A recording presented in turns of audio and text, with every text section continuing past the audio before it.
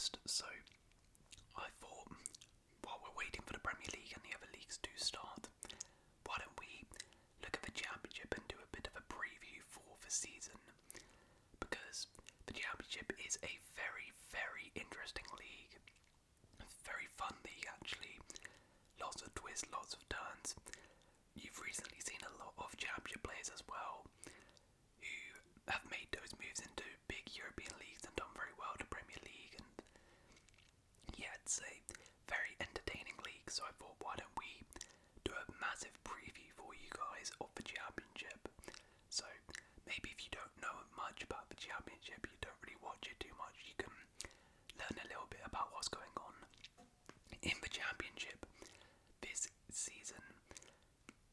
So the way this is going to work is I've basically categorized the teams into 5 sections. So we've got the automatic promotion race, we've got the playoff contenders, the outside contenders, the flops, and then the relegation fight. So what I've done is I've put a team, every single team is in one of these categories, all 24 teams.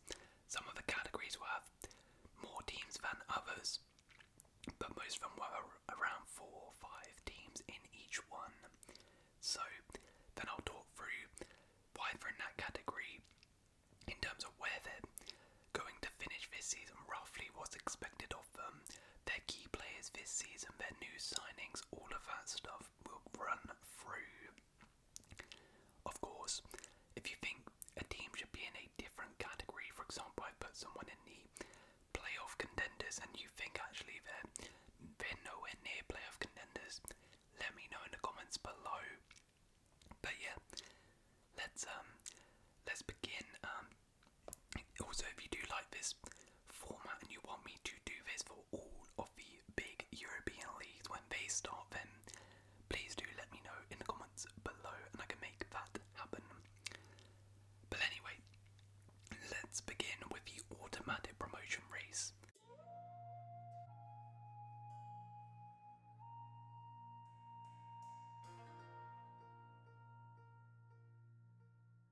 So for teams in this section, pretty much, I mean it kind of says it in the name, they're going to be looking at getting promotion through the top 2 places. The top 2 in the Championship get promoted, and these teams are really going to be expecting to get into those top 2 positions and at the very least should be making the playoffs.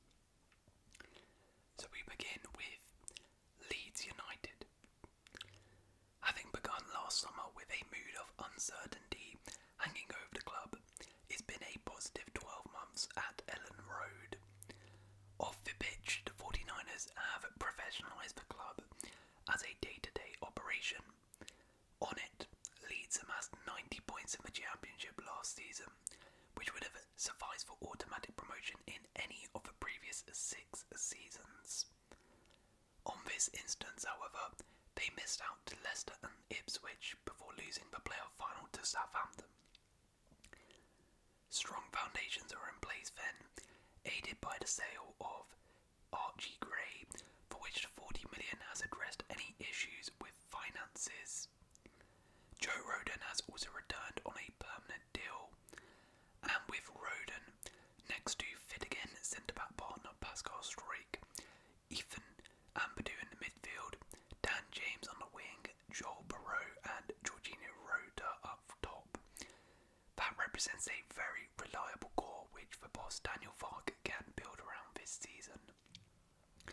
And build he's done, signing Jayden Bogle from Sheffield United to bring more attacking impetus from right back, and Joe Rothwell as well has joined to add to the midfield. The Whites are in a good place then. While boss Daniel Farke's in-game management could be sharpened up, he did do a good job last season and has a golden opportunity to build on that. It will be interesting what happens to Somerville though, as he was the Championship's player of the season last year, but it is likely he might depart, which would be a big blow for Leeds. However, of the prospective promotion contenders, Leeds have the fewest question marks.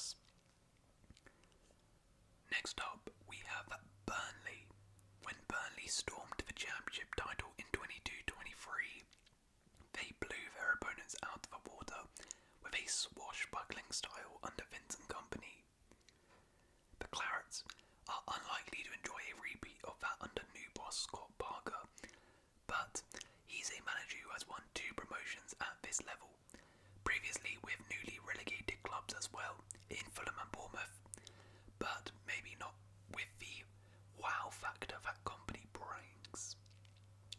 With 6 of the 22-23s starting 11 remaining, there's a world in which Burnley rekindle that synergy without company. Barker can bring out the strengths of individual players, having built a crossing side at Craven Cottage to maximise Mitrovic, and a transitional Cherries outfit to get the best out of a dangerous left-hand side. His sides have never emphatically impressed as a collective though, basing their success on sporadic moments of individual quality. If the 43-year-old can change his approach slightly, lift the handbrake off and allow new fullbacks, Sharandi Sambo and Lucas Perez to fly forward, and any of their plethora of attacking midfielders and wide creators to fashion chances, then it might just work out at this level. Burnley have the quality and experience to get out of a league and a manager who's done it before, so on paper they look like a very strong candidate to go straight back up. Luton. One of the best run clubs in the country, Luton can take immense pride from the account they gave themselves in the Premier League, with competitive performances against the big boys at Kenilworth Road. Because the Adders were sensible last summer, they returned to the Championship in a very stable position. In Rob Edwards, the Bedfordshire outfit also have a very talented coach who the fans adore. Nobody in this Luton squad is exactly streets above Championship level, like some relegated Premier League clubs might have, but what they do have is a core of players in centre-back Tinder Mengi, Marvellous Nakamba, Alfie Doughty and Elijah Adebayo, who can be among the league's top performers if they remain at the club, with some doubts over Alfie Doughty. Then there's a further 12 to 14 players who would be good enough to start regularly for most top 6 Championship teams, and then another 6 to 8 who can make a reasonable contribution to the side. As such, they have recruited from a place of abundance rather than scarcity. Edwards will have hoped to have found those remaining pieces of quality in Raw Waters and Shandon Baptiste. Waters brings versatility and ball-playing talent, while Baptiste will be looking up to make up for lost time after the hot prospect lost some momentum at Brentford. Luton must regain momentum themselves after a grueling top-flight campaign, but they do look the best placed of the relegated clubs in terms of stability to have a very good season and bounce straight back up. The final team we have in the automatic promotion race is West Bromwich Albion. Shilan Patel's takeover meant more to West Brom fans than any promotion could have done. Having reached the playoffs last season, the Baggies could have gone up. Had that success come under the previous ownership, they would so blatantly have come straight back down. Now, real sustainable foundations can be put in place under an owner who seems to have the will to make it work. Albion boasts arguably the best head coach in the Championship too, in Carlos Corberan, who has delivered 130 points from 79 games in charge, comfortably playoff form. That's without a single transfer window under Patel, so what can he do with greater resources? Well, he's just signed Joe Wildsmith from Derby to back up one of the best goalkeepers in the second tier in Alex Palmer, defender Torbjörn Hegem and midfielder Usman Diakate. The versatile Hegem will bring more progressive ball-playing abilities to the back line, and Diakate is a excellent midfielder with great defensive qualities. With other solid operators who can look after the ball in midfield, like Alex Moa and Oke Yoksulu, Albion should be well organised this season, and the additions give Corberan much needed depth. The success of the attack may rely on further additions, as well as Grady Diangana and Brandon Thomas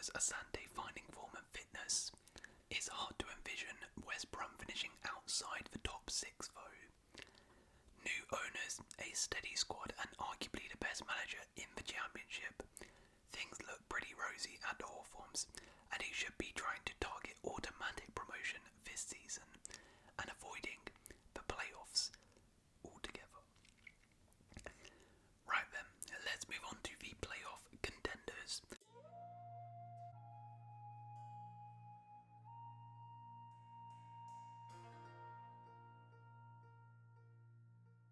So these are teams who you would probably expect to make the playoffs and should be targeting the playoffs.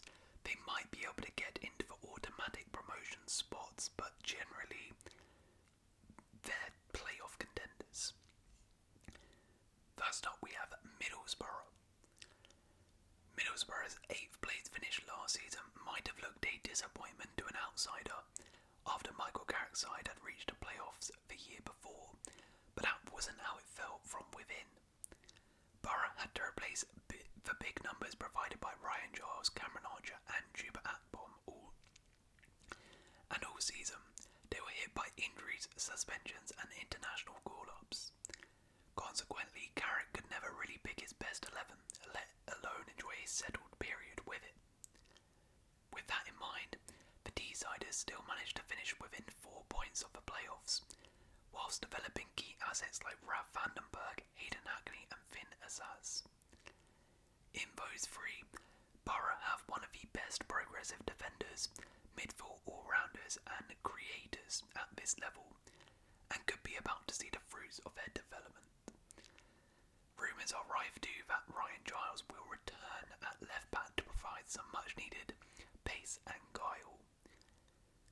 Goalkeeper Senny Dieng, with a centre-back pairing of Darren Lennion and Matt Clark, represents solid foundations at the back, meaning Carrick's side should concede fewer league goals than last season's 62. If Emmanuel Latte-Laff can pick up his stunning form from the second half of last season, in which he hit 11 goals in the final 12 games, Middlesbrough could be quite the promotion prospect and should at the very least be targeting the playoffs this season. Coventry. While a 9th place finish might suggest Coventry regressed last season, they arguably enter this season in better shape. Admittedly, the Sky Blues reached the playoff final in 22-23. However, they'd relied heavily on starmen Garzema and Victor Gyökeres, who subsequently left. Equally, they had 5 loanees in the squad that day when they lost to Luton at Wembley. On the other hand, the Midlanders only finished last season with 1 loanee in defender Lewis Binks, who has since signed permanently, and they haven't had to sell a big hitter. There's a narrower gap this season between City's best players and the rest, and while this may not lend itself to one of the automatic promotion places, it does bode well for sustainability. Fans used to be able to instantly reel off their 2 or 3 star men, whereas now they have so many, such as Milan van Ujik, Haji Wright, Tatajiri Sakamoto, Ellis Sims, Ben Sheaf, just to name a few. With so many players to look out for, most of whom have had a year to acclimatise to this level, the Sky Blues should be a better rounded team and will be in the playoff equation for most of the season. It might take another year though for the next set of big hitters to reach their ceiling, but Coventry should be aiming to get back into the playoff spots once again. Okay, and the final team in playoff contenders section is Norwich. After a 3-year period that's been mentally draining, genuine optimism returns to Carrow Road this season. While Norwich reached the playoffs last season, it would have been hard to have seen them maintain that form under David Wagner, having looked turgid on the road and relying on individualism. Now, with a head coach in Jonas Hoff-Thorpe, who will implement a coherent style of play, a sporting director in Ben Clapper with a clear vision, and much needed fresh investment under Mark Danzo, who increased his stake to 40%, there's a path to sustainable progress at Norwich. step on that path is resolving the futures of the Canary starmen, midfielder Gabriel Sara, wideman Johnny Rowe, and forward George Sargent all have been linked with moves away. Clarity on the big assets would help, and much of their success this season does depend on if they are to leave and who they replace them with. Likewise, the anticipated addition of Callum Doyle on loan from Manchester City is a big move. There's not much more recruitment required this summer though, as the Yellows possess a core of proven championship performers in goalkeeper Angus Gunn, old school centre-backs Grant Hanley and Shane Duffy, reliable midfielder Kenny McLean, and industrious striker Ashley Barnes. A thriving academy has produced numerous hot prospects too, including defensive leader Brad Hills, inside forward Abu Kamara, and Ken Abo, any one of whom could enjoy a meteoric rise under the new coach this year. It may take time for stylistic principles to sink in, but a local mood is akin to 1 year prior to their last successful era. Norwich hope to start a new one for a more expansive recruitment strategy and fresh principles of play, and as long as everything goes smoothly, they should be making the playoffs this season again. Right, we move on to the outside contenders.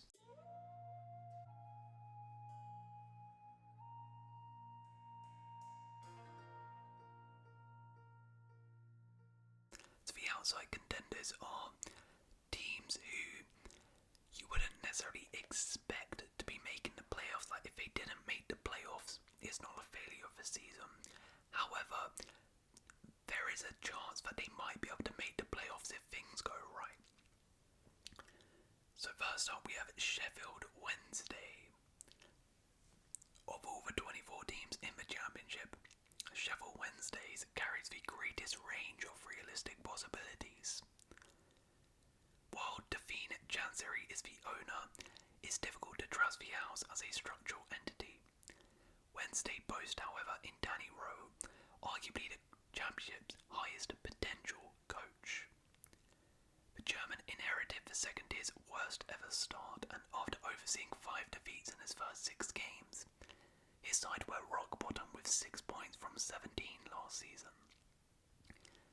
There had been an immediate upturn in performances though, and after November's 2-1 loss at Birmingham, the Steel City's side accrued 47 points from 29 games, enjoying playoff form to secure their survival on the final day. Since then, Rowe has crushed speculation of exit by signing a 3-year contract, perhaps with assurances from Chancery that he'll be given the autonomy to do the job. So it's fingers crossed for now that all is okay off the field, and progress can hopefully be made on it after a full pre-season for Rowe to implement his ideas. The 35-year-old has also been active in the transfer window. He has retained star goalkeeper James Beadle from Brighton, as well as adding veteran Ben Hamer for competition, while making several outfield additions.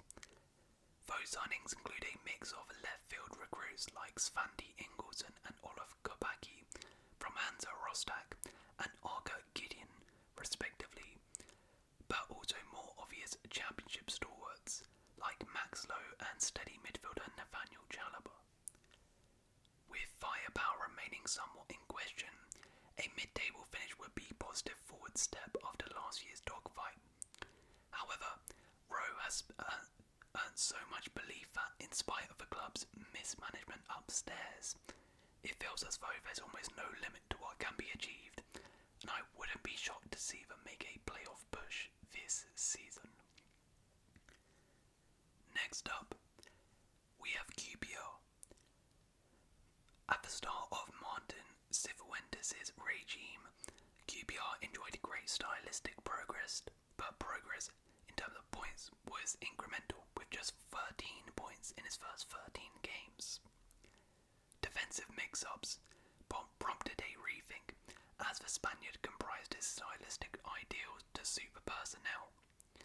Those tweaks coupled with some smart January signings like Lucas Anderson, prompted a seismic improvement of 32 points from the remaining 19 games, putting them fourth in the form table in that period.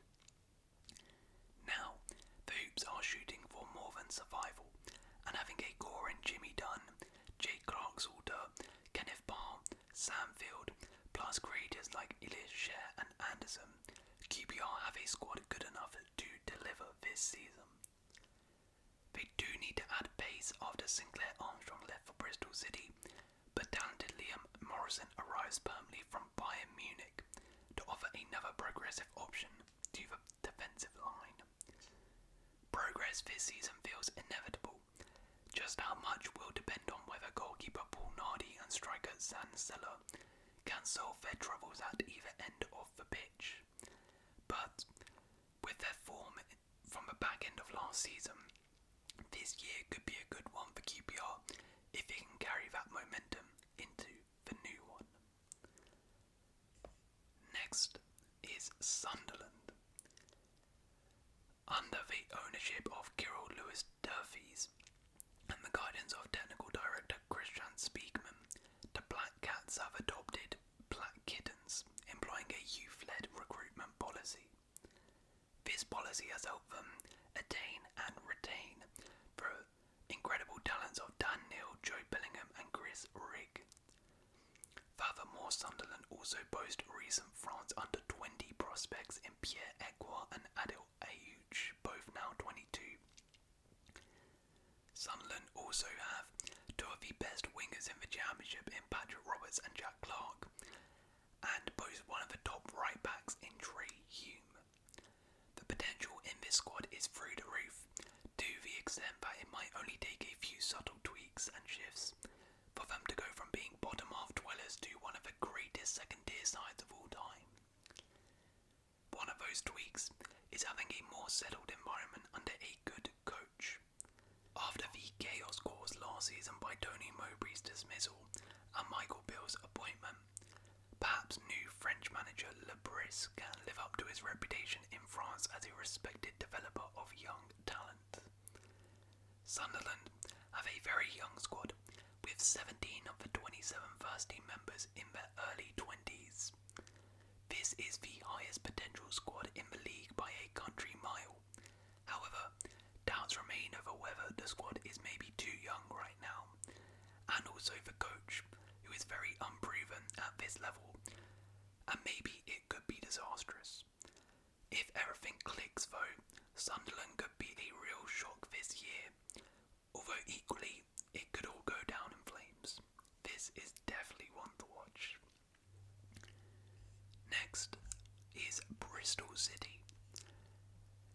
Since winning the League One title and Johnston Bate double in 2014, Bristol City have found a home in the Championship's mid-table.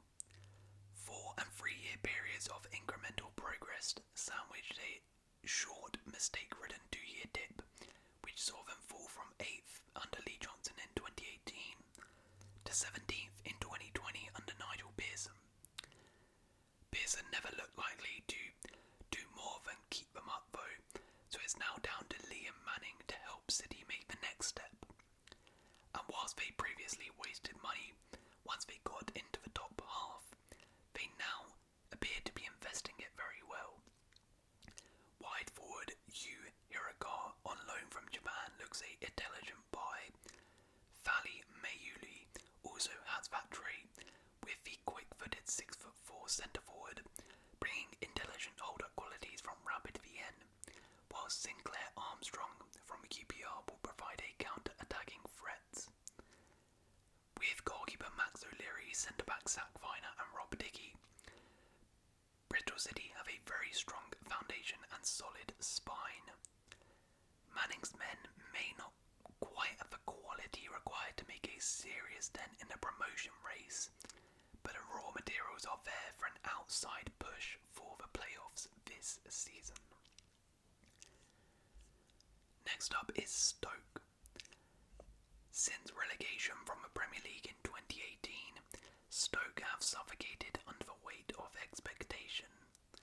The Potters have endured 5 successive bottom half finishes, culminating in last season's struggle against the drop. Having recruited excessively in previous summers, with as many as 21 additions last year, it could be a good thing that it's been quieter this time around. Many of the last summer's 16 permanent signings didn't quite hit the ground running, but a few of them, such as Luke Gundle, Andre Vigadal, Ryan Mame, may benefit from a year to acclimatise. Wouter Berger and Bayo Junho needed no such patience though, impressing the first time around, and will be hoping to build on that opening season. Stoke have added Victor Johansson, having been one of the Championship's best keepers last season for Rotherham. The Swede will be looking to reduce last season's total of 60 goals conceded for Stoke and appears a really good signing. So too will experienced centre-back Ben Gibson and left-back Eric Bogat, who is very, very highly rated out of the Belgian Pro League last season. There's young talent too.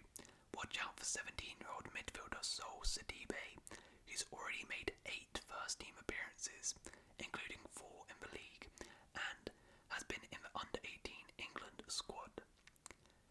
Very much behind schedule. As a club, Stoke struggled last season, but found form when it came to the crunch with just 1 defeat in the final 8.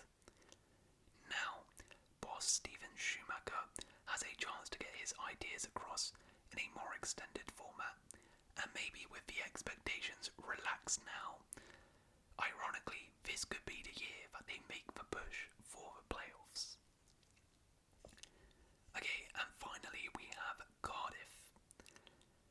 With structural question marks hanging over the club, 21st and 18th place finishes had Cardiff City fans fearing they'd become familiar with the Championship's bottom 8. Errol Bulut changed that last season, however. Building an aggressive team that showed fight in big games, Bulut delivered a top half finish and has established a template that, with the right additions, could take the Bluebirds into the top 6. Perry NG is one of the most complete right backs in the Championship. Battler Dimitris Gutas and Mark McGuinness complement one another in central defence, while Manolos Sibos is a brilliant, tenacious ball-winning midfielder. City have a very solid defence, therefore, to go into this season, and that's without the signing of Callum Chambers. Adding dynamism, ball-carrying, creativity, and pace and quality in attack, and Cardiff probably could be a playoff prospect this season. Chris Willock hopes to add just that after joining from QPR. Willock showed immense talent at the start of his time at Loftus Road, but in more recent years faced questions over his mentality. If he can thrive though, then Cardiff may well have a great foundation to push on from their strong end to last season and make a genuine playoff attempt. So those were the outside contenders. We move on to the flops.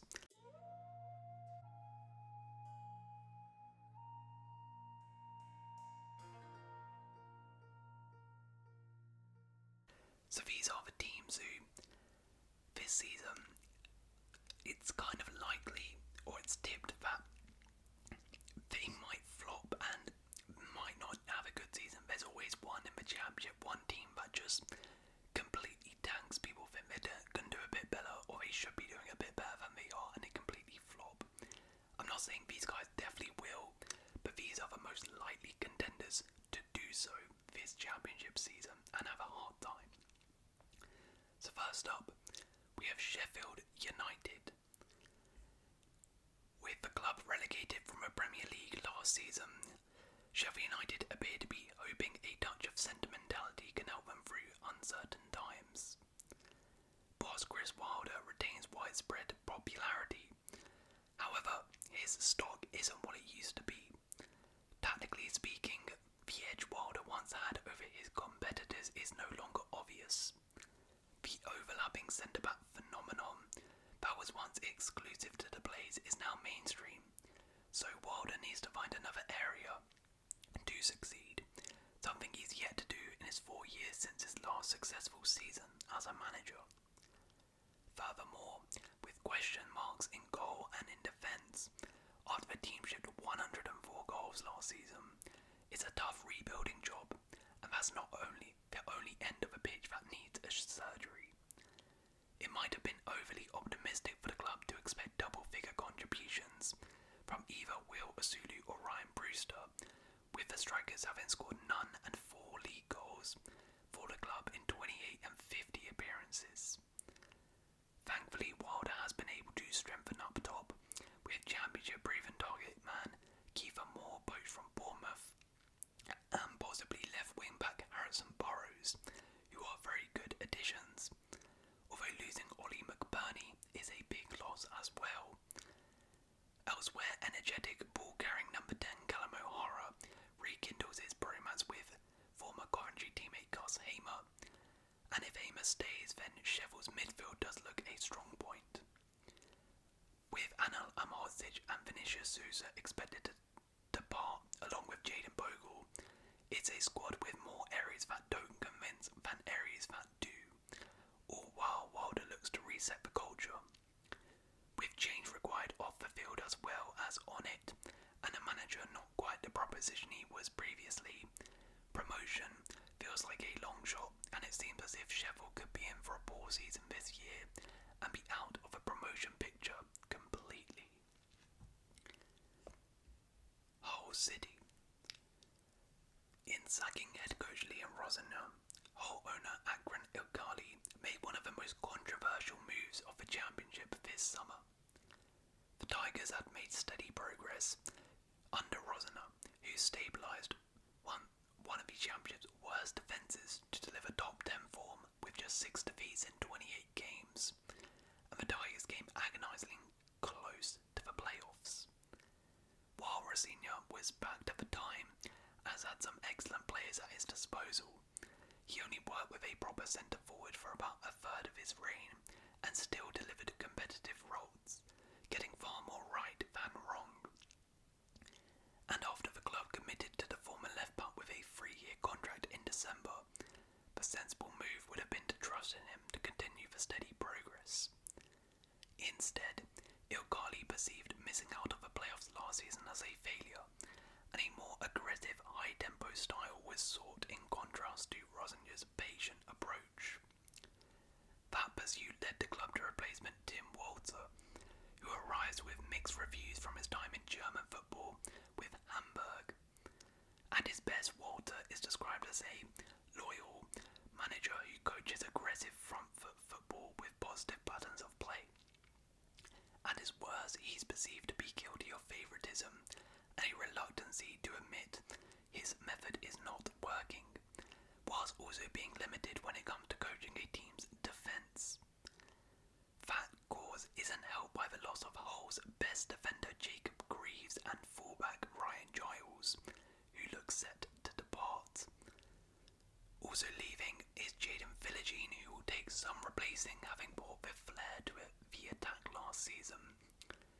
Graceful ball carrier Abdulkar Omar aims to step into the Aston Villa man's shoes, but it's a tough act to follow. As things are, Hull only have about 7 reliable first-team players, with so many others injured, unfancied, vastly inexperienced, set to depart, or been loaned out last season. There are too many moving pieces to build anything, with preparation looking highly questionable, as the biggest questions are yet to be asked.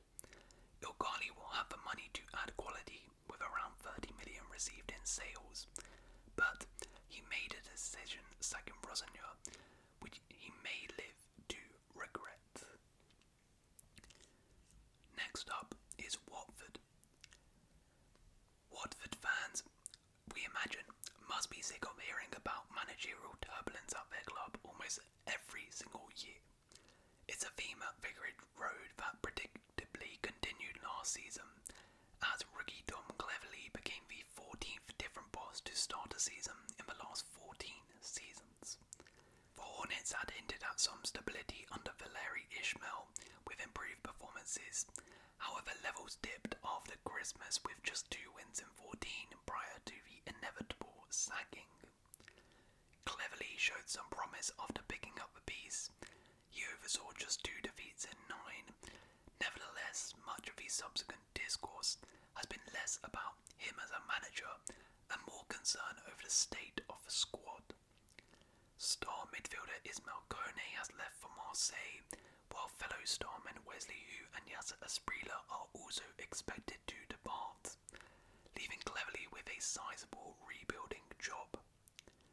Cleverly may be hoping Georgie Jakfidi can carry his side through this awkward-looking campaign after an excellent Euros with Georgia, and 19-year-old Ryan Andrews looks like a real breakout star this season. Question marks linger up top, however, where Vakun Bayo, who has scored 10 goals in 63 games, is still arguably their best option. After a lowest finish since 2009, Watford could find themselves in the wrong alley once again. Next up is Preston North End. Preston's 10th place finish last season looks highly impressive to the outside eye for a club operating on a low budget. Within the fan base, however, it felt a little different. The Lily Whites found themselves on the right side of fine margins in the first 2 months, with 6 narrow wins in their first 7. Performances didn't quite merit the 19 points they wrapped up early on. After September's victory over Birmingham, however, Lowe's side took 44 points from their remaining 39 games. This in a season in which they were blatantly nowhere near good enough for the playoffs, yet were never at risk of going down, because of the return they had backed early on. And while a top 10 finish has a great ring to it, they were closer to points than 18th rather than the top 6. By the same token, there's not an awful lot of evidence to suggest that last season's output is sustainable, having outperformed their XG of 43 by scoring 56, and the XG of 43 was the second lowest in the championship.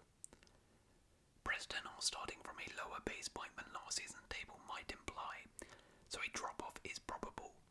It's just a question of whether the right additions can keep them in mid-table, and if those underlying numbers stop become underlying and become a real problem, which could lead them to a disastrous season. Next, we have Millwall.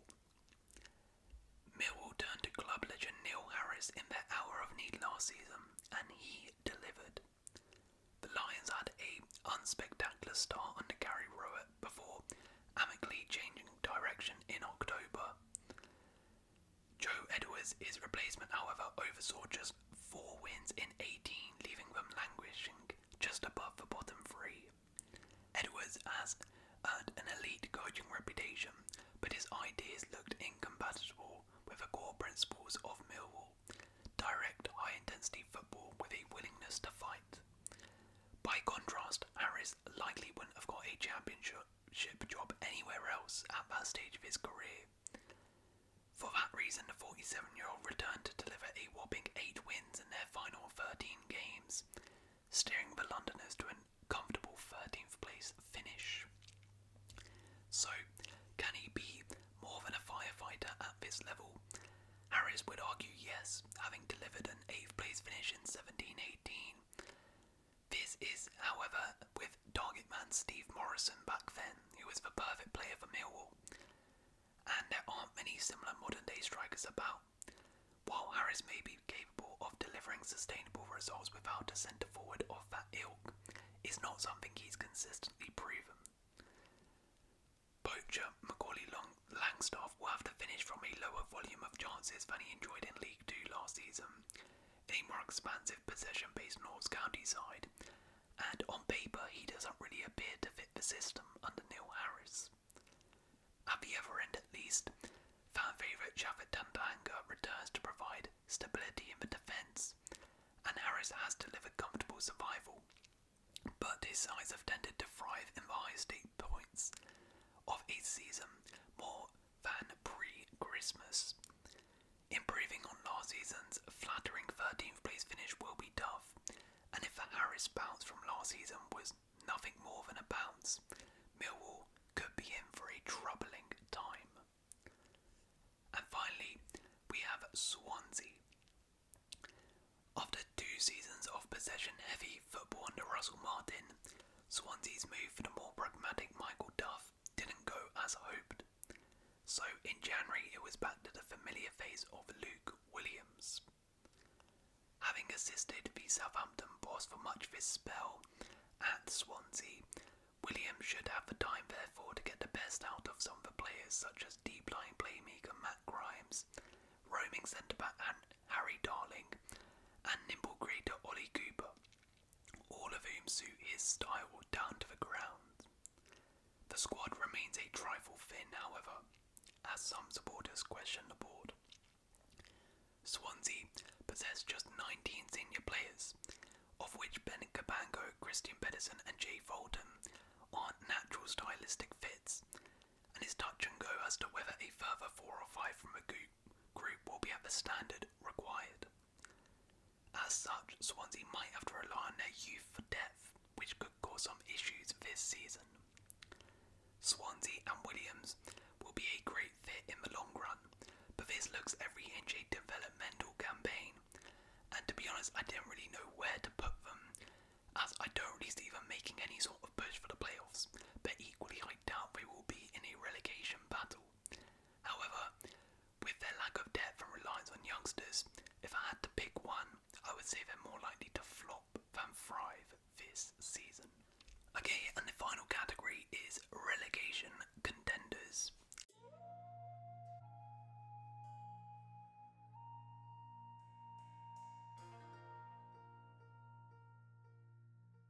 I mean, this is pretty standard.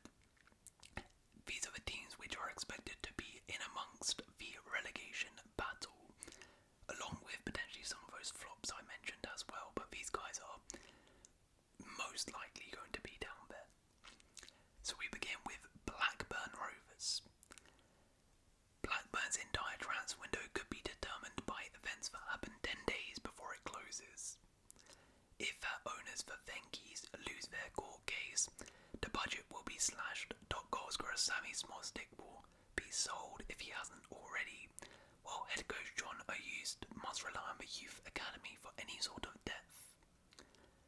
Even if the court case is won, Rovers will be bringing in players 3 games into the season. Optimistically, O'Eust enhanced his reputation at Birmingham in similar tough circumstances, delivering a 17th place finish before leading them to 6th the following season, prior to an infamous October sacking. O'Eust could do so again and has some decent players at his disposal in Callum Britton, Harry Pickering and Lewis Travis. Connor O'Ridian could be on for a big season too, after the defender signed from Crewe in January. While the club boasts an outstanding youth academy, meaning the shortage of incomings may hand opportunities to some top talent. Leo Duru, for instance, is a skillful attacking right back, while Igor Dijon is a 16-year-old striker who scored 1 and assisted 2 against PSV for the under-20s in the International Cup at the age of just 15. The fact a 16-year-old makes the preview, though, almost proves the point.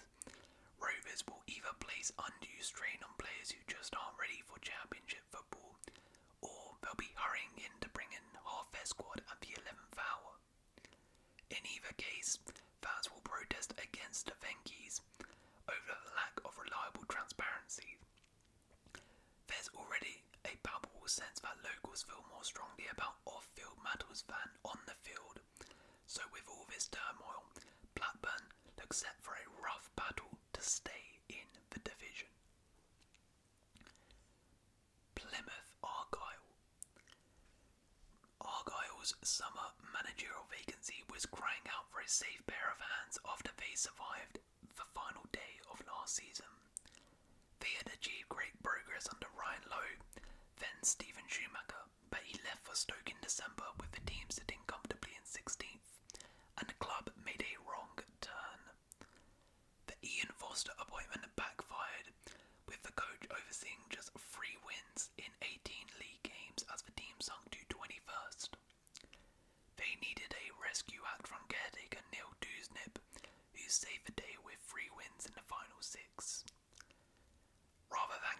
established championship manager though to steady the Pilgrims ship. Dewsnip opted to go for Wayne Rooney. In the face of inevitable criticisms of a PR-led appointment, the owner made a valid argument in the contrary to the media, and Rooney did enough positive work at crisis-ridden Derby to suggest he has some managerial potential. At Birmingham, the 38-year-old didn't have a full pre-season to implement his ideas, nor did he get a January to bring in his players. As such, it may well be that Rooney has learnt lessons from his previous stint, but the question is, was the risk worth it? Whereas the fan base might be likelier to stay calm after a bad start, that's going to be a big ask in this instance. Furthermore, there remains midfield holes caused by Luke Condor and Finn Azaz's respective January exits. Additionally, there lies question marks over the futures of starmen Michael Cooper in goal and Morgan Whittaker in attack. On the plus side, Ibrahim Sissoko looks an exciting addition, while Lewis Gibson will remain crucial in defence, and stalwart Ryan Hardy can be relied upon to lead the line and get double digits for goals. With the quality of coaching in the Championship at an all-time high though, Rooney was the gamble Argyle probably couldn't afford to take, and they seem destined for another relegation battle. And let's see if Wayne Rooney can redeem himself at Plymouth. Next up is Oxford United. Despite a proud history, the return to the second tier after a quarter of a century away is a big step up for all concerned at Oxford, including head coach Des Buckingham. The 39-year-old has an outstanding profile, but results after his appointment in November would suggest he took 4 months to adjust to League One. It is reasonable to ask whether he's ready for the demands of the Championship, therefore. Buckingham might argue he is, having enjoyed a fantastic 21-year coaching career, making impact in Australia, India and across the globe. Nevertheless, these were contrasting levels of football, and the Championship is unquestionably his biggest test to date.